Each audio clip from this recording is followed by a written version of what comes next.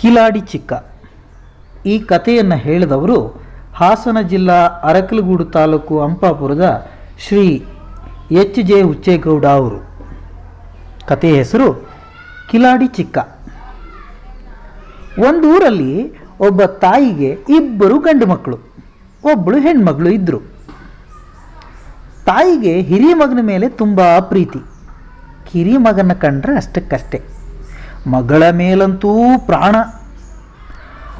ಆ ಊರಿನ ಆಚೆ ಕಡೆ ಒಂದು ಹಳ್ಳ, ಆ ಹಳ್ಳದಿಂದ ಆಚೆ ಅವರು ಹೊಲ.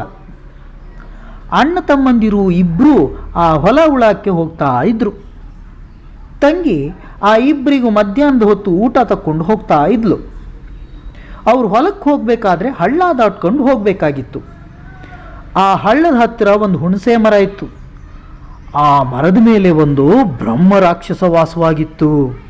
ಒಂದು ದಿನ ತಂಗಿ ಅಣ್ಣಂದಿರಿಗೆ ಊಟ ಹೊತ್ಕೊಂಡು ಆ ಹಳ್ಳದ ಗುಂಟೆ ಹೋಗ್ತಾ ಇದ್ಲು. ಆ ಬ್ರಹ್ಮ ರಾಕ್ಷಸ ಮರದಿಂದ ಕೆಳಕ್ಕೆ ಇಳಿದು ದಾರಿಗೆ ಅಡ್ಡವಾಗಿ ನಿಂತ್ಕೊಂಡು ಹುಡುಗಿ ಗಡಗಡ ನಡುಗಿದಳು. ಹೆದರ್ಕೋಬೇಡ, ನನಗೆ ಭಾಳ ಹಸಿವಾಗ್ತಾ ಇದೆ, ಊಟ ಕೊಡು, ನಿನ್ನ ಬಿಟ್ಬಿಡ್ತೀನಿ ಅಂತು. ಅವಳು ಇವತ್ತು ಹೆಚ್ಚಾಗಿ ಊಟ ತಂದಿಲ್ಲ, ನಾಳೆಗೆ ತಕ್ಕಂಡು ಬರ್ತೀನಿ ಅಂದ್ಲು. ಸರಿ ಅಂತ ಬಿಟ್ಬಿಡ್ತು. ಮಾರನೇ ದಿನ ಊಟ ತಕ್ಕೊಂಡು ಆ ಹಳ್ಳದ ಹತ್ತಿರ ಬಂದಾಗ ಮತ್ತೆ ಬ್ರಹ್ಮ ರಾಕ್ಷಸ ಅಡ್ಡ ಹಾಕತ್ತು. ಇವತ್ತು ಊಟ ಹೆಚ್ಚಾಗಿ ತಂದೀವ್ನಿ, ಆ ಕಡೆಯಿಂದ ಬರುವಾಗ ಕೊಡ್ತೀನಿ, ಈಗ ಬಿಟ್ಬಿಡು ಅಂದಳು ಹುಡುಗಿ. ಸರಿ ಅಂತ ರಾಕ್ಷಸ ಬಿಟ್ಬಿಡ್ತು. ಅವಳು ಹೊಲದ ಹತ್ರ ಹೋದ್ಲು. ಆದರೆ ಅವಳ ಕಿರಿಯ ಅಣ್ಣ ತಂದಿದ್ದ ಊಟನೆಲ್ಲ ಉಂಡ್ಕೊಂಬಿಟ್ಟ. ಹುಡುಗಿ ಚಿಂತೆ ಮಾಡ್ತಾ ಆ ಕಡೆಯಿಂದ ಬಂದ್ಲು. ರಾಕ್ಷಸ ಕಾಯ್ತಾ ನಿಂತಿತ್ತು. ಎಲ್ಲಿ ಊಟ ಕೊಡು ಅಂತ ಕಿರ್ತು. ಇವತ್ತು ಹೆಚ್ಚಾಗಿ ತಂದಿದ್ದೆ, ಆದರೆ ನಮ್ಮ ಅಣ್ಣಂದಿರು ಹಸ್ಬಿಟ್ಟು ಎಲ್ಲಾನು ಉಂಡ್ಕೊಂಡ್ರು, ನಾಳಿಕೆ ಖಂಡಿತ ಹೆಚ್ಚಾಗಿ ಇನ್ನೂ ತರ್ತೀನಿ ಅಂದ್ಲು. ದಿನ ಹಿಂಗೆ ಹೇಳ್ತಾ ಇದ್ದಿ, ನಿನ್ನ ಹೆಂಗೆ ನಂಬೋದು ಅಂತೂ ರಾಕ್ಷಸ. ಇಲ್ಲ ಸತ್ಯವಾಗೂ ನಾಳೆಗೆ ತಂದೆ ತರ್ತೀನಿ ಅಂದ್ಲು ಹುಡುಗಿ. ಆಗಲಿ ಹೋಗು ಅಂತ ಹೇಳಿ ಆವತ್ತು ಅವಳನ್ನು ರಾಕ್ಷಸ ಬಿಟ್ಬಿಡ್ತು. ಮಾರನೇ ದಿನ ಇನ್ನೂ ಹೆಚ್ಚಾಗಿ ಊಟ ತಕ್ಕೊಂಡು ಹುಡುಗಿ ಬಂದ್ಲು. ಎಂದಿನಂತೆ ರಾಕ್ಷಸ ಹಳ್ಳದ ಹತ್ರ ಅಡ್ಡಾಕತ್ತು. ಇವತ್ತು ಬೇಕಾದಷ್ಟು ತಂದೀನಿ, ನೀನೇನು ಯೋಚನೆ ಮಾಡಬೇಡ, ಆ ಕಡೆಯಿಂದ ಬರುವಾಗ ಖಂಡಿತ ಊಟ ಕೊಡ್ತೀನಿ ಅಂದಳು ಹುಡುಗಿ. ರಾಕ್ಷಸ ಸುಮ್ಮನಾಯ್ತು. ಹೊಲದ ಹತ್ರ ಹೋದ್ಲು. ಅಣ್ಣಂದಿರು ಆರ್ಬಿಟ್ಟು ಬಂದು ಊಟ ಮಾಡಿದ್ರು. ಅವತ್ತು ಕಿರಿಯ ಅಣ್ಣ ಹಠಕ್ಕೆ ಅರ್ಧ ಕುಕ್ಕಿಯಲ್ಲಿ ಒಂದು ಅಗಳು ಉಳಿದ ಹಾಗೆ ಎಲ್ಲನೂ ಪುಟ್ಟಿಗೆ ಉಂಡ್ಕೊಂಬಿಟ್ಟ. ಹುಡುಗಿಗೆ ಭಾಳ ಹೆದರಿಕೆ ಆಯಿತು. ಇವತ್ತು ಊಟ ಸಿಗಲಿಲ್ಲ ಅಂದರೆ ರಾಕ್ಷಸ ನನ್ನ ಸುಮ್ಮನೆ ಬಿಡೋದಿಲ್ಲ ಅಂದ್ಕೊಂಡ್ಲು. ಆಗ ಹಿರಿಯಣ್ಣಂಗೆ, ಅಣ್ಣ ಯಾಕೋ ಹಳ್ಳದ ಹತ್ರ ಹೆದರಿಕೆ ಆಯ್ತದೆ, ಆ ಹಳ್ಳದ ಗಂಟ ಕಳಿಸ್ಕೊಡು ಬಾ ಅಣ್ಣ ಅಂದ್ಲು. ಆಗ ಅವನು ತಮ್ಮನಿಗೆ, ಲೋ ಚಿಕ್ಕ, ಹೋಗಿ ತಂಗ್ಯಮ್ಮನ ಹಳ್ಳ ಕಡಿಸಿ ಕಳಿಸ್ಕೊಟ್ಬಿಟ್ ಬಾ ಅಂತ ಹೇಳ್ದ. ಸರಿ, ಕಿರಿಯ ಅಣ್ಣ ತಂಗಿ ಇಬ್ಬರು ಹಳ್ಳ ಗಂಟ ಬಂದರು. ಆದರೆ ಅವನು, ನಿನ್ಗೇನು ಹೆದರಿಕೆ, ನೀನೇನು ಹಳೆ ಮಗುವ, ನಿನ್ನೇನು ಅಲ್ಲಿ ರಾಕ್ಷಸ ಹಿಡ್ಕೊಳ್ಳೋದಿಲ್ಲಕ್ಕಂತೆ, ಹೋಗ್ ಅಂದ್ಬಿಟ್ಟು ಅಲ್ಲೇ ಒಂದ ಮಾಡೋಕ್ಕೆ ಕೂತ್ಕೊಂಡ. ಇನ್ನೊಂದು ಸ್ವಲ್ಪ ದೂರ ಬಾರಣ್ಣ ಅಂತ ಅವಳು ಗೋಗರ್ದ್ಲು. ಅವನು ಮುಂದಕ್ಕೆ 3 ಹೆಜ್ಜೆನೂ ಬರಲಿಲ್ಲ.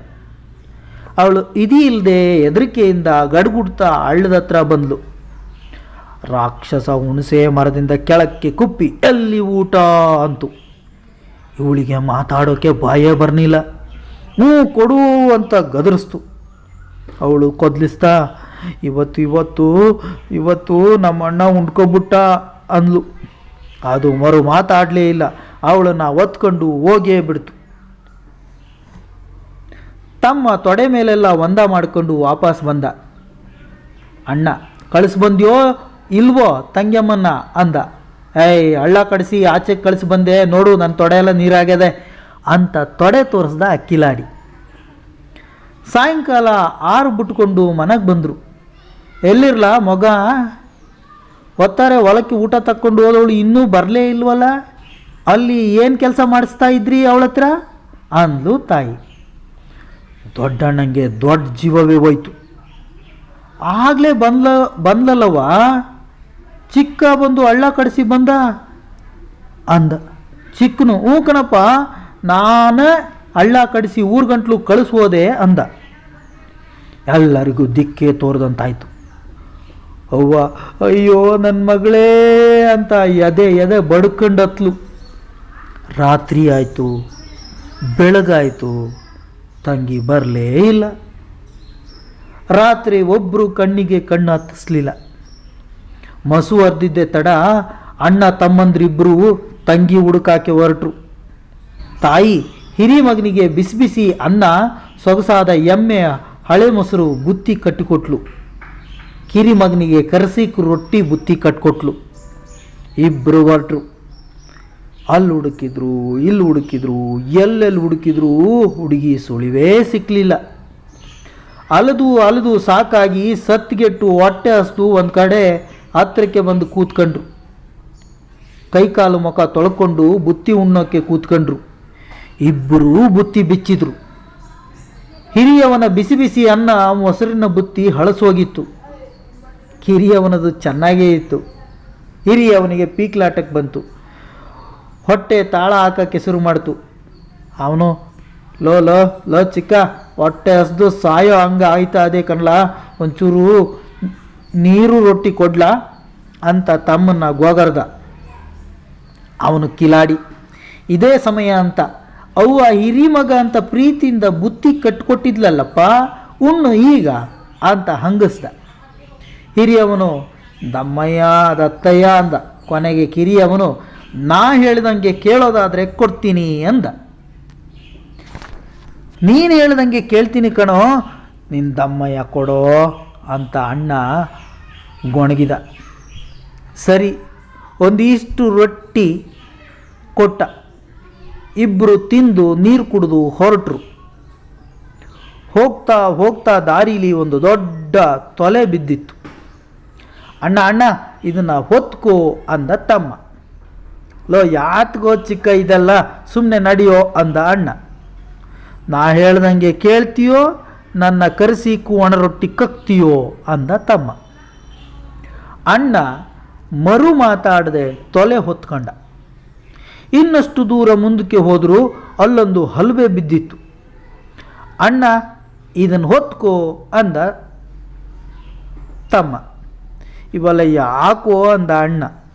ನೀ ಸುಮ್ಮನೆ ನಾನು ಹೇಳ್ದಂಗೆ ಕೇಳ್ತೀಯೋ, ಇಲ್ಲ ನನ್ನ ಕರಿಸೀಕು ಒಣ ರೊಟ್ಟಿ ಕಕ್ತೀಯೋ ಅಂದ ತಮ್ಮ. ಸರಿ, ಅಣ್ಣ ಅದನ್ನೂ ಹೊತ್ಕೊಂಡ. ಮುಂದಕ್ಕೆ ಹೋದ್ರು. ಅಲ್ಲೊಂದು ಕತ್ತೆ ನಿಂತಿತ್ತು. ಅದನ್ನು ನೋಡಿದ ತಕ್ಷಣ ತಮ್ಮ, ಅಣ್ಣ ಈ ಕತ್ತೆ ಹಿಡ್ಕೊಂಡು ನಡಿ ಅಂದ. ನಿಂದೊಳ್ಳೆ ಕಾಟ ಕಣೋ, ಇವೆಲ್ಲ ಏನು ಮಾಡಕ್ಕೋ ಅಂದ ರೇಗಿ ಅಣ್ಣ. ನಿಂಗೆ ಯಾಕದಲ್ಲ, ನಾನು ಹೇಳ್ದಂಗೆ ಕೇಳೋದಿದ್ರೆ ಕೇಳು, ಇಲ್ಲದೆ ಇದ್ದರೆ ನಾನು ಕರಿಸಿ ಒಣ ರೊಟ್ಟಿ ಕಕ್ಕು ಅಂದ ತಮ್ಮ. ವಿಧಿ ಇಲ್ಲದೆ ಅಣ್ಣ ಹೊತ್ಕೊಂಡ. ಮುಂದಕ್ಕೆ ಹೋದ್ರು. ಅಲ್ಲೊಂದು ಜೀರ್ದುಂಬೆ ಬಂತು. ಅಣ್ಣ ಇದ ಹಿಡ್ಕೊಂಡು ಜೇಬಿಗೆ ಹಾಕು ಅಂದ. ಸರಿ, ಅಣ್ಣ ಅದನ್ನೂ ಹಿಡ್ಕೊಂಡು ಜೇಬಿಗೆ ಹಾಕ್ಕೊಂಡ. ಮುಂದಕ್ಕೆ ಹೋದ್ರು. ಕಾಡಿನ ಒಳಗೆ ಒಂದು ಸೂಜಿ ಗಾತ್ರ ಹೊಗೆ ಕಡಿತಾ ಇತ್ತು. ಅಲ್ಲಿ ಹೋಗಾನೆ ಅಂದ್ಕೊಂಡು ಹೋದ್ರು. ಆ ಕಾಡಿನಲ್ಲಿ ಅದೊಂದೇ ಮನೆ. ಸುತ್ತಮುತ್ತ ಒಂದು ನರಪಿಳ್ಳೆನೂ ಇಲ್ಲ. ಹೋಗಿ ಕದ ತಟ್ಟಿದ್ರು. ಬಾಗಿಲು ತೆಗೀತು. ನೋಡ್ತಾರೆ ತಂಗಿನೇ. 3 ಜನಕ್ಕೂ ಅಪರಿಮಿತ ಸಂತೋಷವಾಯಿತು.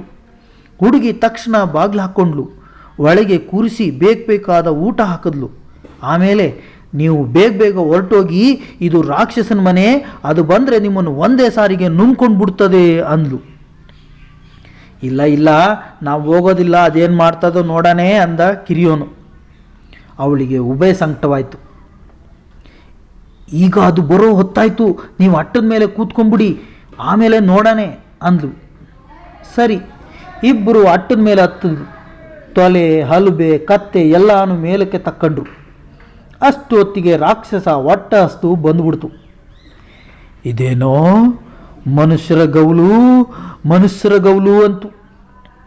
ಏನೂ ಇಲ್ಲ, ಊಟ ಮಾಡು ಅಂತ ಹೇಳಿ ಒಂದು ಖಂಡಗದ ಅಕ್ಕಿ ಅನ್ನ ಮುಂದಕ್ಕೆ ರಾಶಿ ಆಗ್ತು. ದೊಡ್ಡ ದೊಡ್ಡ ಅಂಡೆಯಲ್ಲಿ ಸಾರು ತಂದು ಸುರಿಯಿತು. ರಾಕ್ಷಸ ಒಂದೊಂದು ಮೂಡೆ ಗಾತ್ರ ತುತ್ತು ಮಾಡಿಕೊಂಡು ನುಂಗಾಕೆ ಶುರು ಮಾಡ್ತು. ಅಟ್ಟದ ಮೇಲಿದ್ದ ತಮ್ಮನಿಗೆ ಒಂದ ಮಾಡೋ ಹಂಗಾಯ್ತು. ಅಣ್ಣ ಒಂದ ಮಾಡಬೇಕು ಕಣೋ ಅಂದ. ಅಣ್ಣನಿಗೆ ಭಾಳ ಭಯವಾಗೋಯ್ತು. ನಿನ್ನ ಮನೆ ಕಾಯುವಾಗ ರಾಕ್ಷಸ ಇಲ್ಲೇ ಅದೇ ಕಣೋ, ಸುಮ್ಮನೆ ನಮ್ಮನ್ನ ಬುಟ್ಟಾತಾ ಅಂದ. ಆದರೂ ಅವನು ಕೇಳಲೇ ಇಲ್ಲ, ಮೆತ್ತಗೆ ಒಂದ ಮಾಡೇ ಬುಟ್ಟ. ಇದೇನು ಅಂತ ಕೂಗ್ತು ರಾಕ್ಷಸ. ಅಟ್ಟದ ಮೇಲೆ ಎಣ್ಣೆ ಗಡಿಗೆ ಉಂಡ್ಕೊಂಡಿರ್ಬೇಕು ಅಂದ್ಲು ಹುಡುಗಿ. ಸ್ವಲ್ಪ ಹೊತ್ತಾದ ಮೇಲೆ ಚಿಕ್ಕ ಮೆತ್ತಗೆ ಪದ ಹೇಳಕ್ಕೆ ಶುರು ಮಾಡ್ದ. ಇದ್ಯಾರು ಅಟ್ಟದ ಮೇಲೆ ಅಂತ ಗರ್ಜಿಸಿದ ರಾಕ್ಷಸ. ನಾನು ನಿನಗಿಂತ ದೊಡ್ಡ ರಾಕ್ಷಸ ಅಂತ ಜೋರಾಗಿ ಕಿರಿಚಿದ ಚಿಕ್ಕ.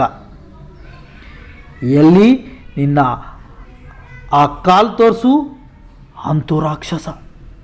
ಚಿಕ್ಕ ತೊಲೆ ತೋರಿಸ್ದ. ರಾಕ್ಷಸನಿಗೆ ಭಯವಾಯಿತು. ಎಲ್ಲಿ ನಿನ್ನ ಹಲ್ಲು ತೋರಿಸು ಅಂತೂ ರಾಕ್ಷಸ. ಚಿಕ್ಕ ಹಲ್ಬೆ ತೋರಿಸಿದ. ರಾಕ್ಷಸನಿಗೆ ಇನ್ನೂ ಭಯವಾಯಿತು. ಎಲ್ಲಿ ನಿನ್ನ ಧನಿ ತೋರಿಸು ಅಂತೂ ರಾಕ್ಷಸ. ಚಿಕ್ಕ ಜೀರುದುಂಬೆ ತೆಗೆದು ಕತ್ತೆ ಕಿವಿ ಒಳಕ್ಕೆ ಬುಟ್ಟ. ಅದು ಹೋ ಅಂತ ಕಿವಿ ಮರಗಟ್ಟು ಹಂಗೆ ಕಿರ್ಚ್ಕೊಳ್ತು. ರಾಕ್ಷಸನಿಗೆ ಮೈಯೆಲ್ಲ ಬೇವ್ತು. ಹಿಂದೆ ಮುಂದೆ ಎಲ್ಲ ಆಗೋಯ್ತು. ಇವನು ನನಗಿಂತ ದೊಡ್ಡ ರಾಕ್ಷಸ, ಇವನು ನನ್ನ ಬಿಡೋದಿಲ್ಲ ಇಲ್ಲಿದ್ರೆ ಅಂದ್ಕೊಂಡು ಬಿದ್ದಂ ಬೀಳ ಹೊರಟು ಓಡೋಯ್ತು. ಚಿಕ್ಕ ಅವರ ಅಣ್ಣ ಇಬ್ಬರು ಅಟ್ಟದಿಂದ ಕೆಳಕ್ಕಿಳಿದ್ರು. ಮನೆಯಲ್ಲಿದ್ದ ಬೆಳ್ಳಿ ಬಂಗಾರ ಎಲ್ಲಾನು ಗಂಟು ಮೂಟೆ ಕಟ್ಕೊಂಡು ಹೊತ್ಕೊಂಡು ಹೊರಟರು. ತಂಗಿ ಕರ್ಕೊಂಡು ಊರಿಗೆ ಹೋಗಿ ಸುಖವಾಗಿದ್ದರು.